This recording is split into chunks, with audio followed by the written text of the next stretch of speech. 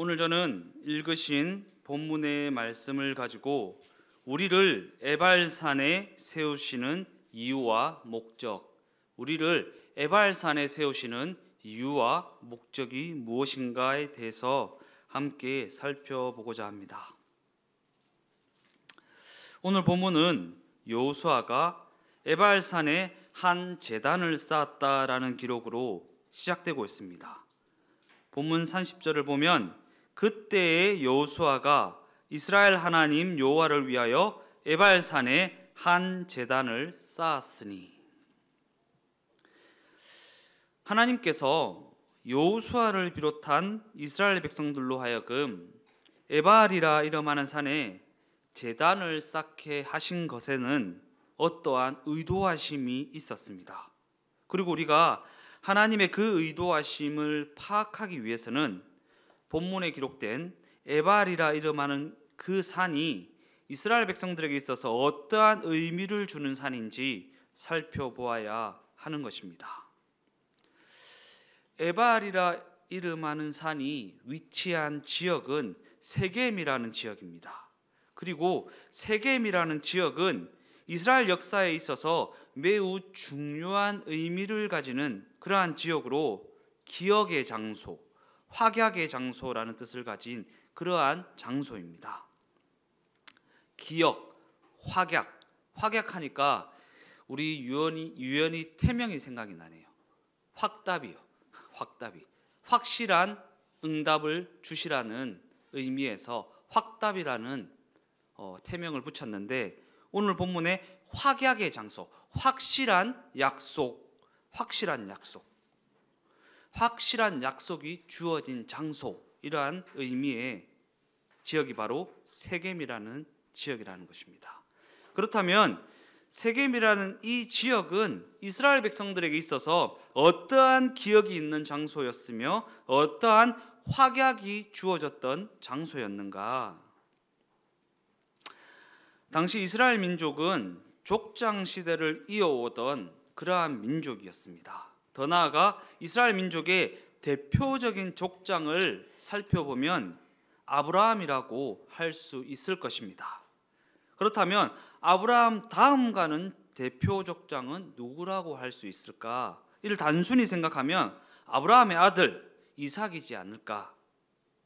그러나 이삭은 족장이기는 하였지만 이스라엘을 대표하는 족장이 되지는 못했다라는 사실입니다. 그렇다면 누가 이스라엘 민족의 아브라함 다음 가는 대표 족장이었을까? 그 이름을 통해서도 알 수 있듯이 그 이름이 이스라엘이라고도 불려지는 야곱이라는 족장입니다.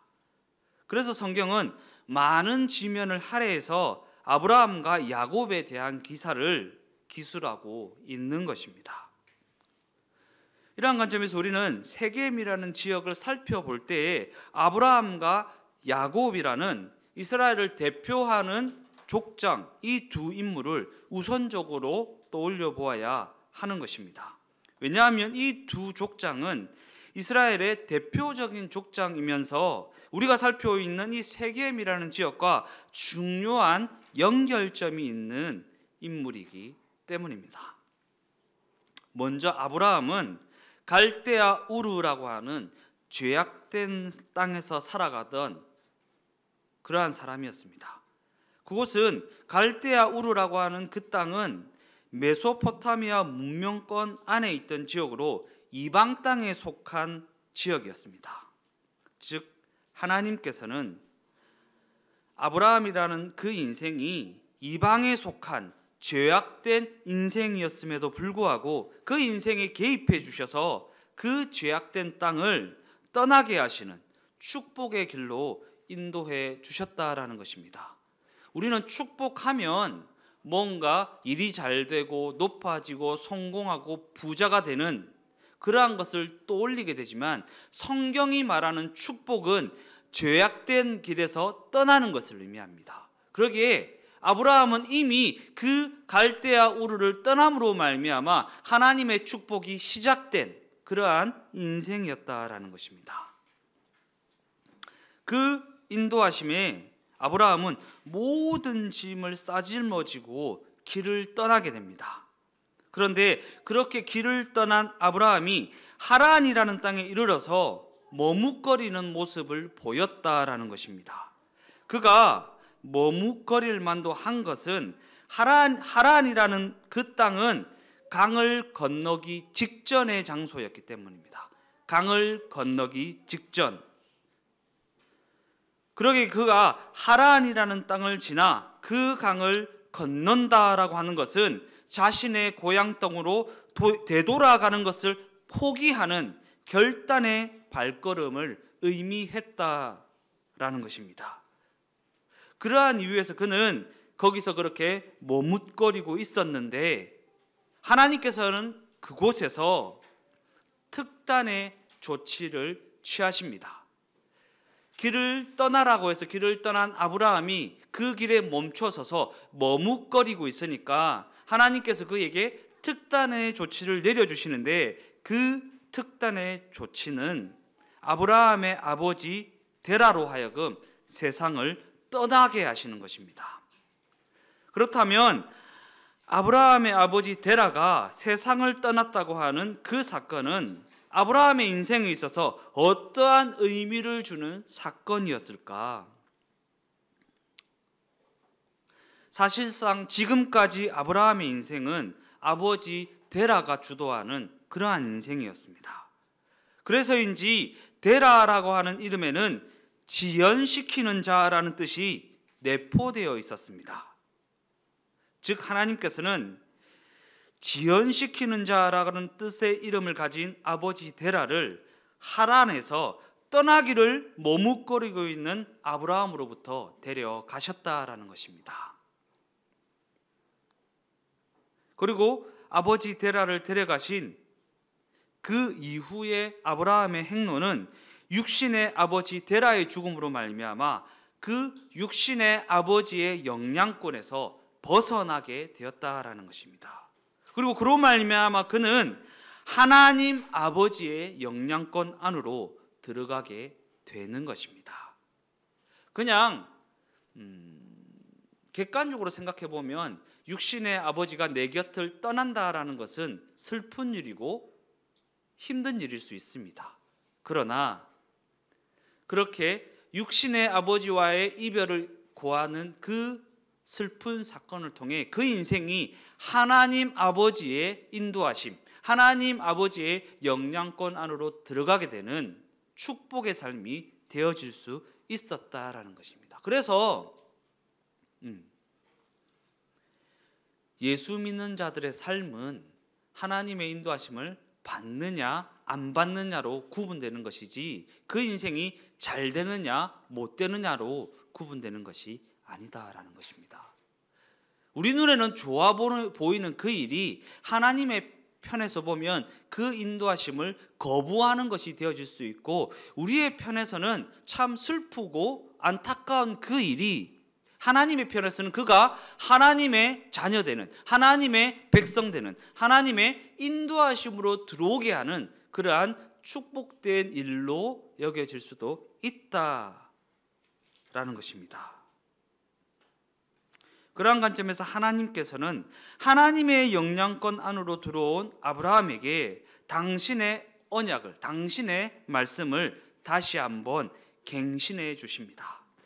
창세기 12장 1절 말씀을 보면 너는 너희 고향과 친척과 아버지의 집을 떠나 내가 내게 보여줄 땅으로 가라 라고 다시 한번 말씀해 주셨다라는 것입니다. 아브라함은 하나님의 그 말씀에 그 모든 머뭇거림을 벗어 던지고 하나를 떠나 약속하신 가나안을 향한 발걸음을 내디딜 수 있게 되었다라는 것입니다. 하나님의 그러한 특단의 조치로 말미암아 다시 길을 떠나게 된 아브라함은 천신만고 끝에 약속하신 가나안에 도착하게 되는데 그가 가나안에 도착하여서 처음으로 밟게 된 지역이 바로 오늘 우리가 살펴보고 있는 세겜이라는 지역이었다라는 것입니다. 그러한 관점에서 성경은 아브라함이 그러한 우여곡절 끝에 가나안에 입성하게 되었다라는 기사를 다음과 같이 기술합니다.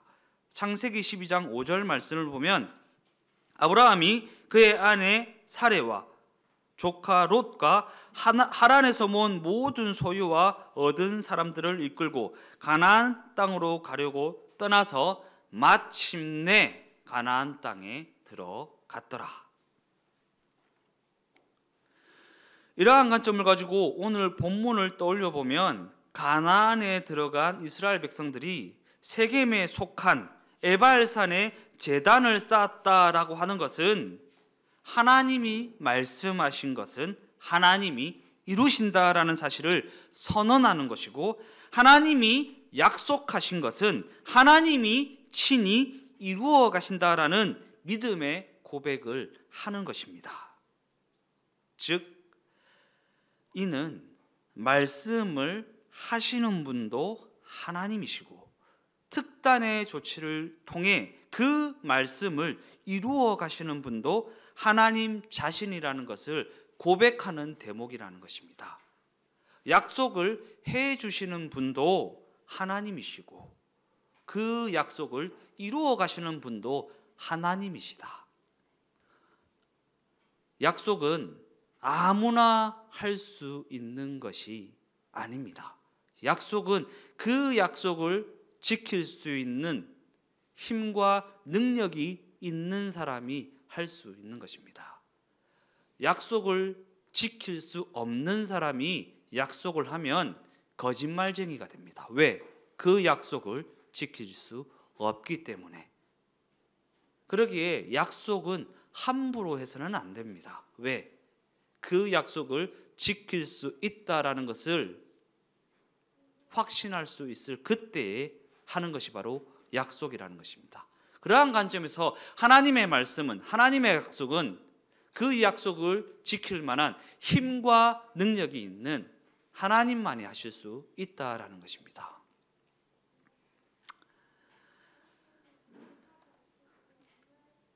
다음으로 알아볼 이스라엘의 두 번째 대표 족장은 야곱이라고 했습니다. 야곱이라는 인물도 그 이름만큼이나 파란만장한 인생을 살았던 인물입니다. 왜 그렇습니까? 야곱이라는 이름에는 발 뒤꿈치를 잡는 자, 사기꾼, 도둑놈이라는 꼬리표가 달린 그러한 이름이기 때문입니다. 그는 팥죽 사건으로 말미암아 형 에서의 분노를 사게 되고 이를 그냥 두었다가는 큰일이 터지겠다라고 판단한 그의 어머니는 야곱으로 하여금 집을 떠나 형 에서의 분노가 풀리기까지 피신을 시키는 지경에 이를 정도였습니다. 그리고 그 사건으로 말미암아 길을 떠나게 된 야곱은 루스라고 하는 어느 산 중턱에 이르러서 밤을 지새게 되는데, 그 상황을 보니까 하늘에는 수많은 별들이 떠 있고 이슬이 내리는 추위 속에서 돌을 베개 삼아 잠을 청하려 하였는데, 야곱은 잠을 청하려 하는 그 상황 가운데 사닥다리가 하늘에 닿아 있고 천사가 오르락 내리락 하는 환상을 보게 되는 것입니다. 그리고 그 환상 가운데 하나님께서는 야곱에게 이러한 약속을 허락해 주십니다. 창세기 28장 13절에서 15절까지의 말씀을 보면, 또 본즉 여호와께서 그 위에 서서 이르시되 나는 여호와니 너희 조부 아브라함의 하나님이요 이삭의 하나님이라. 네가 누워있는 땅을 내가 너와 내 자손에게 주리니 내 자손이 땅의 티끌같이 되어 네가 서쪽과 동쪽과 북쪽과 남쪽으로 퍼져나갈지며 땅의 모든 족속이 너와 네 자손으로 말미암아 복을 받으리라. 내가 너와 함께 있어 어디로 가든지 너를 지키며 너를 이끌어 이 땅으로 돌아오게 할지라. 내가 허락한 것을 다 이루기까지 너를 떠나지 아니하리라 하신지라. 내가 허락한 것, 곧 내가 약속한 것을 다 이루기까지 결코 너를 떠나지 아니하겠다라는 약속을 허락해 주셨다라는 것입니다. 이러한 하나님의 약속을 받은 야곱은 길을 떠나 외삼촌 라반의 집에 이르게 되었고 그곳에서 새로운 삶을 시작하게 되는 것입니다. 그런데 발 뒤꿈치를 잡는 자, 사기꾼, 도둑놈이라는 이름을 가진 야곱은 속이는 실력으로 하자면 둘째가라 하면 서러워할 만한 속이는 실력을 가진 자였는데 그 속이는 실력이, 그 거짓말 실력이 자신의 실력을 능가하는 외삼촌 라반을 만나게 되었다라는 것입니다. 이처럼 하나님께서는 때때로 그 버르장머리를 고치기 위해 그보다 더 센 사람을 붙여 다루시기도 하는 것입니다.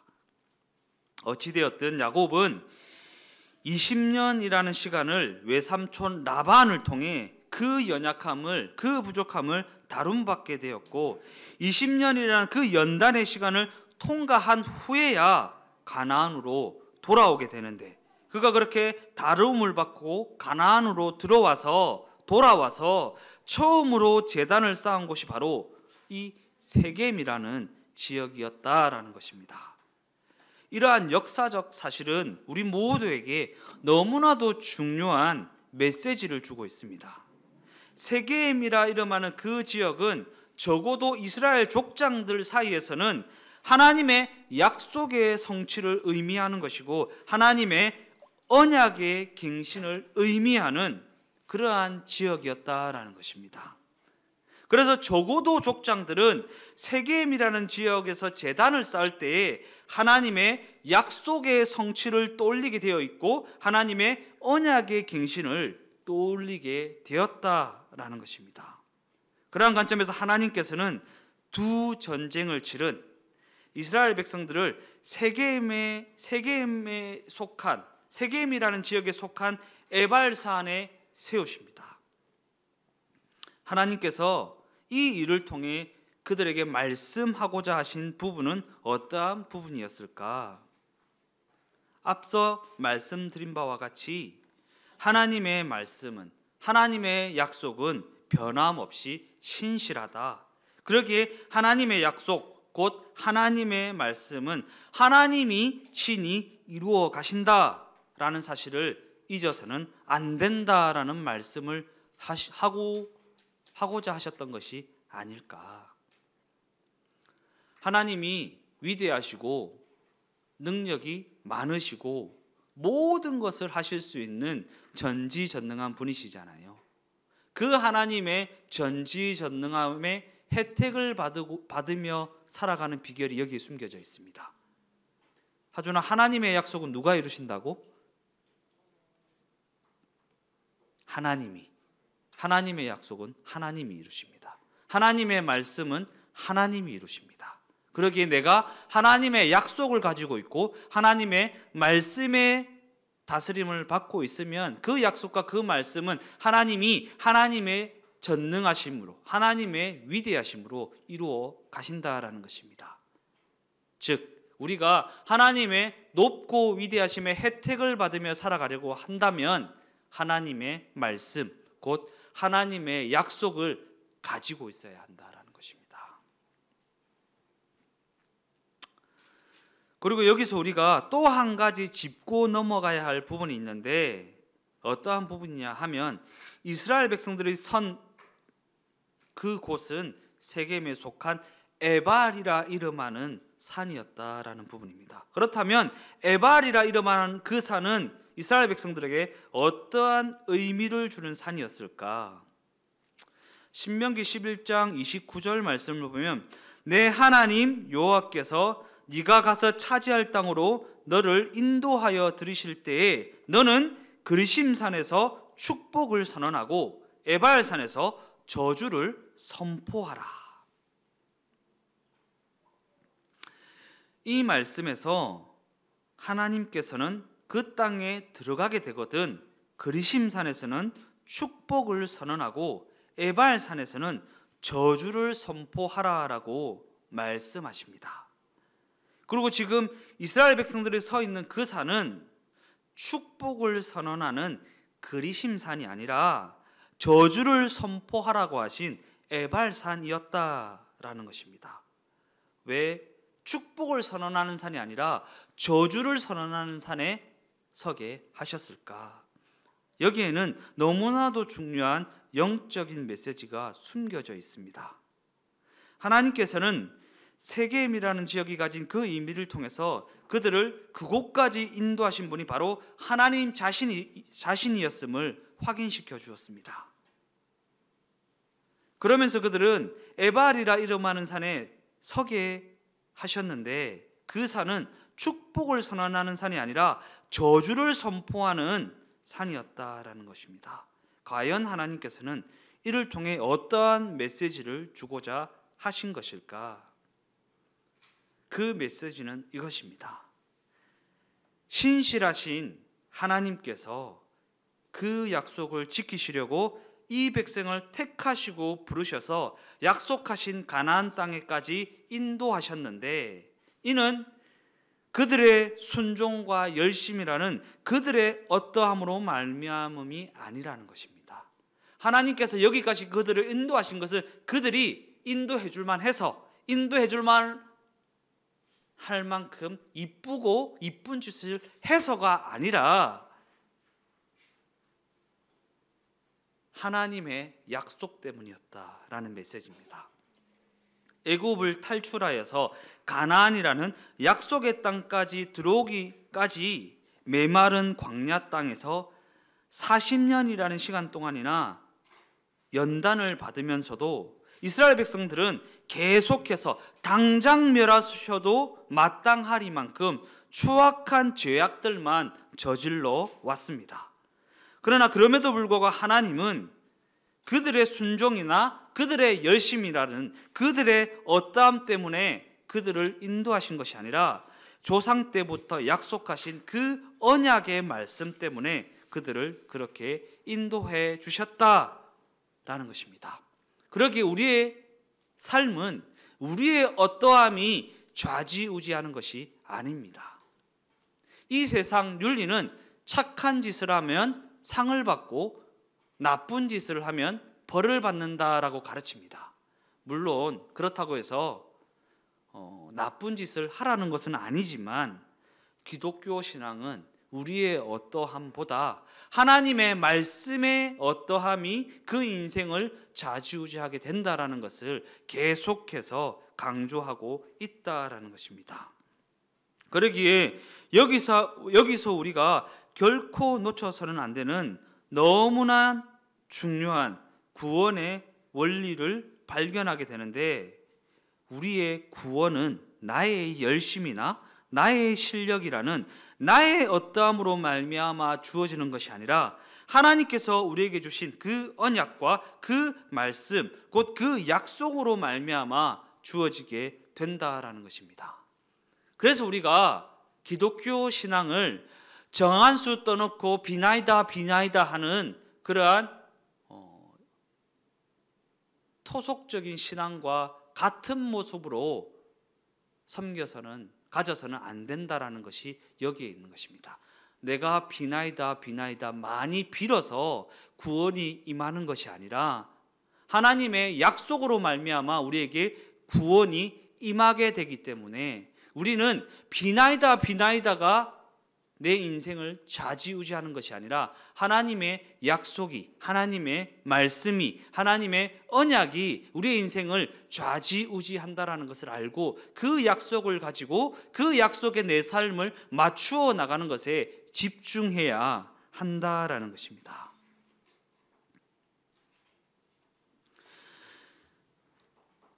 이처럼 이스라엘 백성들이 축복의 가나안을 차지하게 된 것은 그들의 어떠함으로 말미암은 것이 아니라 하나님께서 하신 하나님의 약속에 대한 하나님의 변함없으신 신실하심으로 말미암았다라는 것입니다.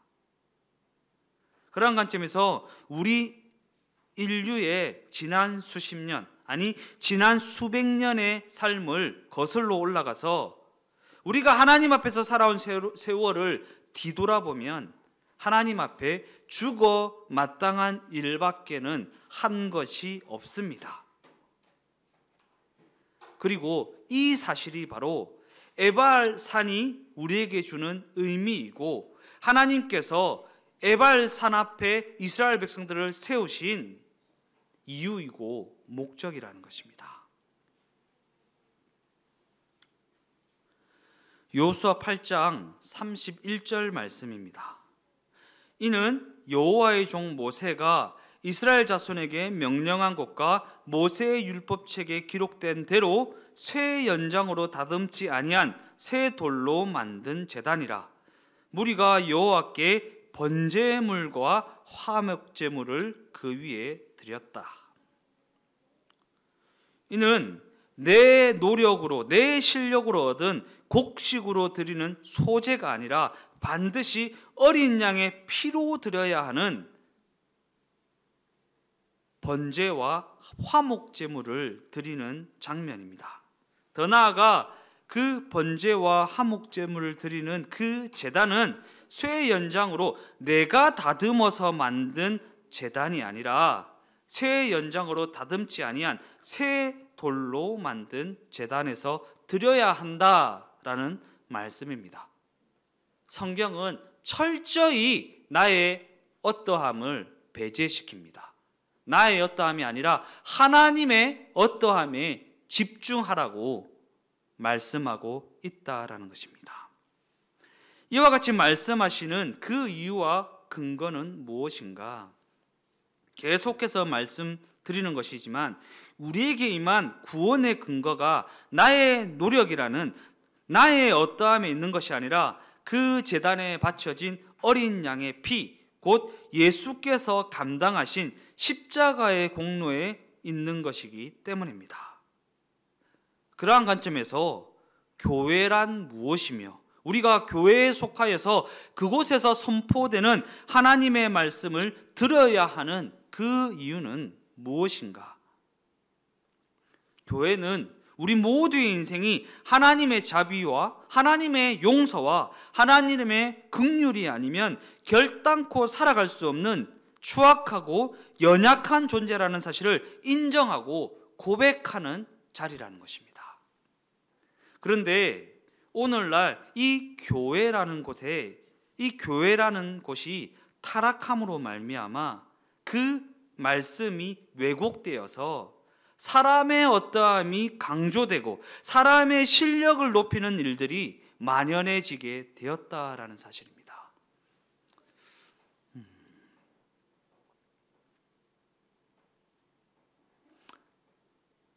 어제가 무슨 날이었죠?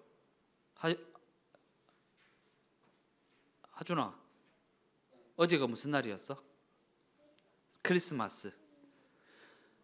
되게 많은 교회들에서 크리스마스 때가 되면 발표회를 하잖아요. 발표회를 하고 하잖아요. 근데 우리 교회는 안 했어요. 우리 어린이들이 참 많이 있음에도 불구하고 안 했어요. 근데 하지 않은 것에는 그만한 이유도 있습니다. 왜냐하면 발표회가 할 때가 되면 물론 예수님의 탄생을 축하하면서 발표를 하는 것이지만 그 발표를 통해 자신의 어떠함을 뽐내게 되는 경우가 너무나도 많이 있더라는 것입니다. 그냥 예수님의 탄생은 온데간데 없고 내 실력을 뽐내고 내 목소리를 높이고 나의 어떠함을 나타내는 것에 집중하게 되는 경우가 너무나도 많이 있더라는 것입니다. 그러나 교회는 그러한 곳이 아닙니다. 나의 어떠함을 나타내는 곳이 아니라 하나님의 어떠함을 선포하고 그로 말미암아 나의 어떠함을 하나님 앞에 고백하는, 나의 추악함과 나의 연약함을 하나님 앞에 고백하는 그러한 곳이 바로 교회이기 때문입니다. 그런데 이 시대 많은 교회들에서 예수님의 향기가 아닌 사람 냄새가 나고 인간적인 자랑거리들을 가지고 서로 경쟁하는 공간으로 번질되는 경우가 너무나도 많이 있다라는 것입니다. 다시 한번 강조하지만 교회는 그와 같이 사람의 어떠함을 자랑하는 곳이 아닙니다. 왜냐하면 진정한 교회는 2000년 전 갈보리 십자가에서 내 죄를 위해 흘리신 예수님의 피가 내 생명의 근원이 되고 내 삶의 이유가 된다는 것을 고백하는 현장이 되어야 하기 때문입니다.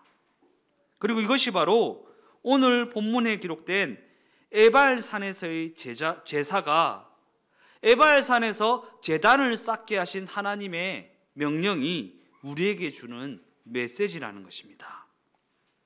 그러면서 하나님께서는 이 에발산에서 저주를 선포하라고 말씀하십니다. 이는 우리 모두가 그 저주 아래서 죽을 수밖에 없는 죄인이라는 사실을 기억해야 한다는 것이고, 그 사실을 고백하는 것이 바로 에발산이 의미하는 교회이기 때문입니다. 그리고 더 나아가 교회는 예수의 십자가 공로로 말미암아 다시 시작하는 새 힘을 얻는 자리가 되어야 하기 때문입니다. 여호수아 8장 34절 말씀입니다. 그 후에 여호수아가 율법책에 기록된 모든 것대로 축복과 저주하는 율법의 모든 말씀을 낭독하였으니, 이는 여호수아가 백성들 앞에서 축복과 저주의 말씀을 낭독하는 장면입니다. 이 장면은 뭔가 백성들로 하여금 축복과 저주 중에 한 가지를 선택하라는 말씀처럼 여겨집니다. 그런데 과연 이 말씀이 진정 선택을 요구하는 말씀일까? 과연 이 말씀이 여기에 복도 있고 여기에 저주도 있으니 네 알아서 선택하라 라는 말씀일까? 제가 결혼을 하고 아이를 키워보니까 축복과 저주를 동시에 낭독하는 여호수아의 이 마음을 조금이나마 이해할 수 있는 것 같습니다. 아이는 조금만 커도 말을 잘 안 듣습니다. 아니, 아이들은 원래부터 말을 잘 안 듣는 것 같습니다. 그래서인지 부모는 말을 안 듣는 아이들을 달래보기도 하고 얼러보기도 하고 안 되면 이렇게까지 말합니다. 밥을 먹든지 말든지 네 마음대로 해라. 공부를 하든지 말든지 네 마음대로 해라. 하윤이가 굉장히 찔려하는 것 같은데, 그런데 과연 이 말이 그 아이에게 선택권을 주고 공부를 하든 말든 밥을 먹든 말든 자유를 주겠다라고 말하는 말인가? 하윤아, 그래? 결단코 그렇지 않습니다. 오히려 더 극단적인 말로 너에게는 선택의 여지가 없다. 밥을 먹어야만 한다. 공부를 해야만 한다라는 말을 이와 같은 말로 표현하고 있는 것입니다. 그러한 관점에서 오늘 본문의 말씀도 이와 같은 맥락에 있는 말씀이라는 것입니다. 축복과 저주의 말씀을 동시에 하고는 있지만 이것을 선택을 하라는 의미에서의 말씀이 아니라는 것입니다. 그러한 관점을 가지고 본문 33절 말씀을 한번 읽어보겠습니다. 온 이스라엘과 그 장로들과 관리들과 재판장들과 본토인뿐 아니라 이방인까지 여호와의 언약궤를 맨 레위 사람 제사장들 앞에서 궤의 좌우에 서되 절반은 그리심산 앞에 절반은 에발산 앞에 섰으니 이는 전에 여호와의 종 모세가 이스라엘 백성에게 축복하라고 명령한 대로 함이라. 이는 결국 하나님의 진짜 마음은 축복을 주고자 하셨다라는 것입니다. 그런데 축복과 저주를 같이 두시는 이 말씀이 하나님이 백성들의 완악함에 너무나도 시달리다 보니까 하나님이 이스라엘 백성들이 너무나도 말을 안 들으니까 하나님의 이 말씀이 네 알아서 선택해라 라는 협박의 말씀처럼 들려지게 되었다라는 것입니다. 다시 한번 말씀드리지만 이 말씀은 둘 중에 하나를 선택하라는 말씀이 아니라 너에게는 선택권이 없다. 너는 이것을 선택해야만 한다라는 협박의 말씀이라는 것입니다. 그들 앞에 복과 저주를 함께 두었지만 저주를 함께 두었다고 해서 그 저주가 하나님의 본심은 아니라는 것입니다. 그렇다면 그저 축복을 선택하게 하는 것이 하나님의 궁극적인 목적인가? 우리가 믿는 하나님이 말 잘 들으면 축복하고 말 안 듣고 뺀질거리면 저주하는 그러한 하나님은 아닙니다. 우리가 믿는 하나님을 그러한 하나님으로 이해하는 것은 너무나도 큰 오해입니다. 그렇다면 복과 저주를 함께 두시는 근본적인 이유와 목적은 무엇인가? 이를 예를 들어 설명하면 다음과 같이 설명할 수 있을 것입니다. 한때 저희 딸 하연이가 마트병에 걸려가지고 눈만 뜨면 마트에 가자고 칭얼칭얼 des습니다. 그럴 때면 제가 하연이에게 이렇게 말합니다. 너 아빠 말 잘 들으면 마트 갈 건데 말 안 들으면 혼나? 라고 말입니다.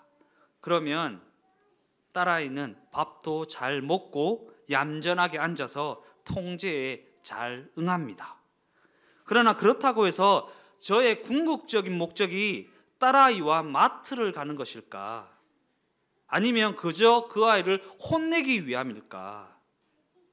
철없는 딸아이 입장에서는 마트를 가게 되면 아빠 말 잘 들었더니 마트를 가는 축복이 내게 임했다라고 그렇게 생각할 수도 있을 것입니다. 그러나 제가 진정으로 바라는 궁극적인 목적은 마트를 허락하기 위함이 아니라 딸아이의 키가 자라고 생각이 자라서 궁극적으로는 아빠의 마음을 이해하는 수준에까지 이르게 되기를 바라는 것이 아니겠습니까?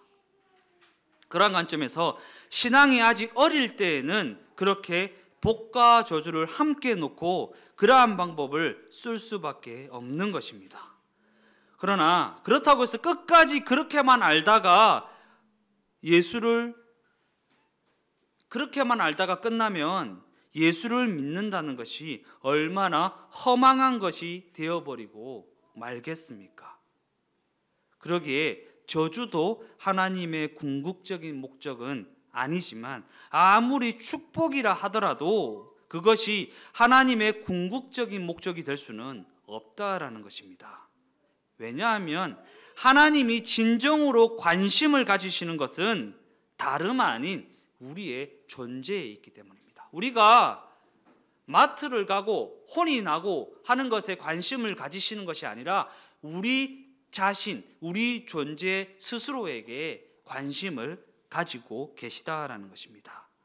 더 나아가 이 말씀은 눈에 보이고 귀에 들리고 손에 잡히는 그러한 세상적인 축복, 내 욕심에서 비롯된 축복, 곧 인간적인 기준에서의 축복에 너무나 연연하지 말라라는 것입니다. 사실 그러한 것들은 있어도 되고 없어도 되는 부수적인 것에 불과하기 때문입니다. 그러면서 더욱 중요한 것은 하나님께서 우리라는 존재를 하늘의 상속자로 택하여 부르셨다라는 사실이기 때문입니다. 그러기에 우리는 우리의 관심과 우리의 초점을 하늘의 상속자의 수준에까지 높여야 하는 것입니다. 그래서 하나님의 마음을 분별하여 아는 그러한 수준에까지 이르러야 하는 것입니다. 어떻게 해야 그러한 수준에까지 이룰 수 있는 것입니까? 우리가 십자가를 통해 깨어진 하나님과의 관계가 회복되고 관계의 회복으로 말미암아 예수님과의 동행이 시작되면 그 마음을 분별하여 알 수 있는 수준에까지 이르게 되는 것입니다. 이 때문에 우리는 더욱 동행의 자리에 관심을 가져야 하는 것이고, 동행이 시작되게 하기 위해 십자가를 상징하는 에발산 앞에 서야 하는 것입니다. 그리고 이것이 바로 성경 전체의 핵심적인 메시지라는 것이고, 하나님께서 우리를 에발산이라는 십자가 앞에 세우시는 이유와 목적이라는 것입니다. 결론적으로 우리의 시선과 우리의 뜻과 우리의 마음이 예수님의 마음과 예수님의 뜻을 아는 그러한 수준에까지 이르게 되었으면 좋겠습니다. 그래서 우리 주동행교회가 예수님의 십자가 공로로 말미암아 깨어졌던 하나님과의 관계가 회복되고, 회복된 그 관계를 통해 예수님과의 친밀한 동행이 시작되고, 그 동행의 자리를 통해 그 뜻과 그 마음을 깨달아 알아 우리 모두를 향하신 하나님의 선하시고 기뻐하시는 그 온전한 뜻을 알고 행하게 되는 축복된 교회로 세워지게 되기를 예수님의 이름으로 축원드립니다.